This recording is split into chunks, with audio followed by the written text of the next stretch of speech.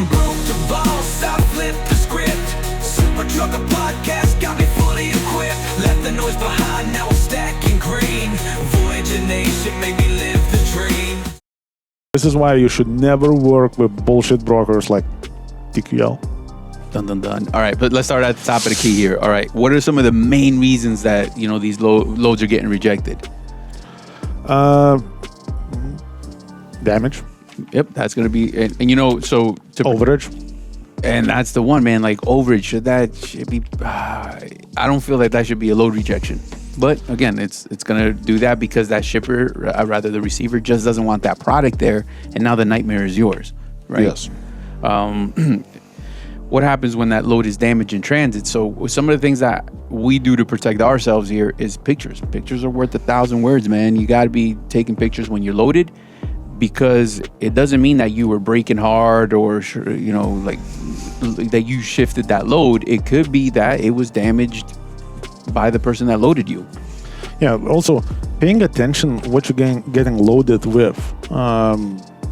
Me personally, like, I've seen a lot of freight that could have ended as a total claim if I wouldn't say nothing or wouldn't do anything.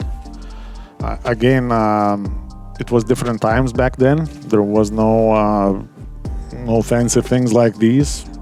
Yeah, taking several pictures. Yeah, so I would have to like use an actual camera and then make an actual picture somewhere at the Walgreens or something.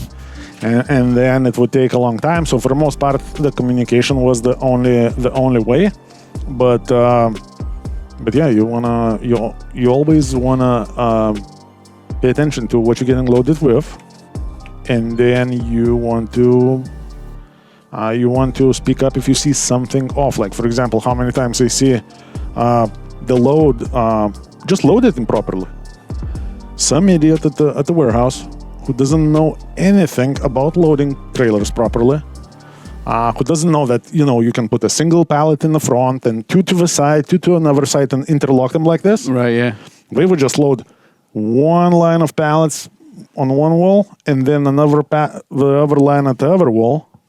And now you have this gap in the middle, and I get it if you put the airbags in between, but a lot of times we don't. And if you as a driver don't say nothing, it's very, very likely to go pretty shitty. And another shitty thing I've seen, let's say we unload some product in the rain.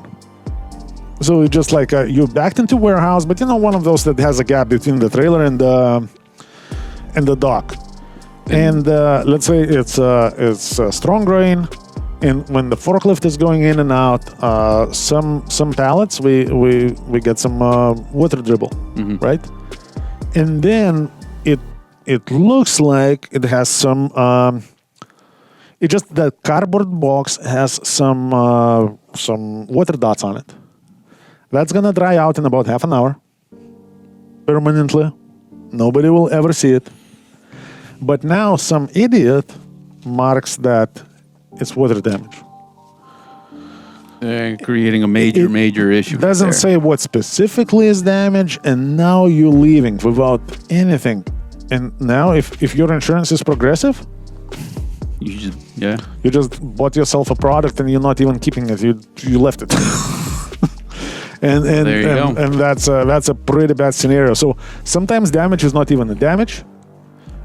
So it's very important to always investigate